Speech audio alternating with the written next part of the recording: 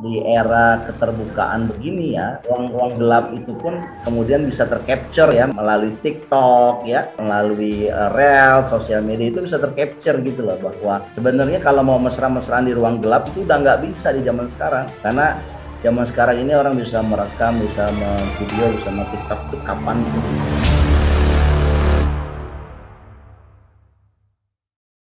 Kita melihat ada gestur Sekjen PKS ya, Habib Abu Bakar bertemu Luhut ya, yang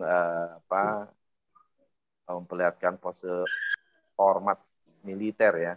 Bisa ditampilkan videonya?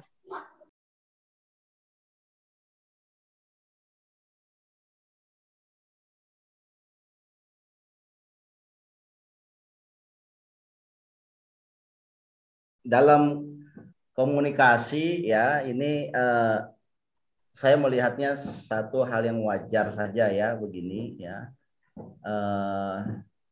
komunikasi yang cair ya, yang sedang dipertunjukkan oleh Pak Sekjen PKS dengan Pak siapa ini, LBP ya. Tapi saya kira pemilih atau publiknya PKS ini bertanya-tanya kok begitu akrab gitu ya, termasuk masyarakat di luar PKS juga bertanya-tanya, ini ada apa kok antara Sekjen dengan LBP itu akrab sekali gitu kan, cair sekali, padahal narasi-narasinya PKS ini kan adalah oposisinya ya, pemerintah termasuk juga oposisinya Pak LBP gitu ya. Nah, kalau saya sih melihat ini adalah satu hal yang wajar ya, yang cair gitu ya. Ternyata oposisi di tingkat narasi itu bisa jadi keras ya, tapi ternyata bisa juga ya ada ruang-ruang gelap ya, di situ di ruang gelap itu saling bermesraan gitu ya.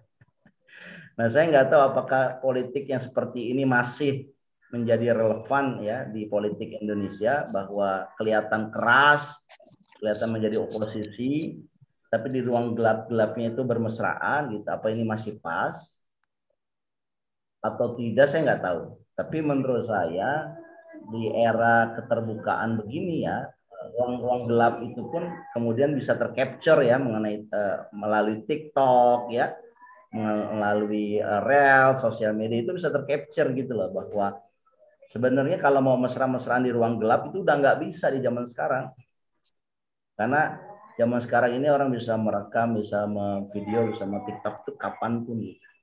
Jadi saya kira ke depan ini harusnya politik Indonesia ini bukan politik yang keras pura-pura gitu ya, tapi memang politik yang membangun ya, memberikan kritik sampai juga memberikan satu apresiasi, memberikan kritik disertai dengan saran perbaikan, memberikan apresiasi juga disertai dengan saran perbaikan juga. Dan memang orang yang begini ini nggak banyak gitu. Orang yang begini ini adalah orang yang melihat berpolitik itu adalah kita ini bersaudara gitu. Jadi bukan politik pembelahan gitu. Nah, orang yang bermain politik pembelahan itu ya, yang di luarnya keras, kemudian di ruang-ruang tertentu yang gelap itu bermesraan, malah itu akan menjadi kontra apa istilahnya ya, kontra produktif terhadap pencapaian dari elektabilitas atau popularitas yang mau diambil gitu. Saya tidak mau terlibat termasuk orang yang menyinyir ya, tapi saya kira ini menunjukkan bahwa politik Indonesia ini harusnya dibangun dengan politik saling mengapresiasi dan saling mengkritik tanpa kelihatan berpura-pura keras di depan tetapi bermesraan di belakang gitu. Saya kira bukan begitu model politik Indonesia. Model politik Indonesia ini adalah kalau keras ya keras di depan ataupun di belakang keras. Ya kalau kemudian kerasnya itu logik ya, saya kira yang ada bukan dendam, yang bukan kebencian, tetapi malah unsur terima kasih ya, karena sudah diberikan satu kesalahan yang salah, apa ditunjukkan ini kesalahan gitu terhadap kebijakan ini. Begitu bro, saya kira. Baik, Bang Mus, ada komentar Bang Mus? Ya, kalau dari saya ya, apa ya, sebetulnya melihatnya kurang menarik ya sebetulnya. Jadi artinya seorang, ya kan PKS ini partai oposisi ya, oposisi dari pemerintah yang ada sekarang gitu loh. kebijakan-kebijakan pemerintah dikritisi lah. Dan kan banyak juga misalnya kebijakan Pak LBP ini kan banyak gitu ya. Tapi ini kan sekjen itu nggak tahu ya kalau di PKS itu orang nomor 2 apa nomor 3.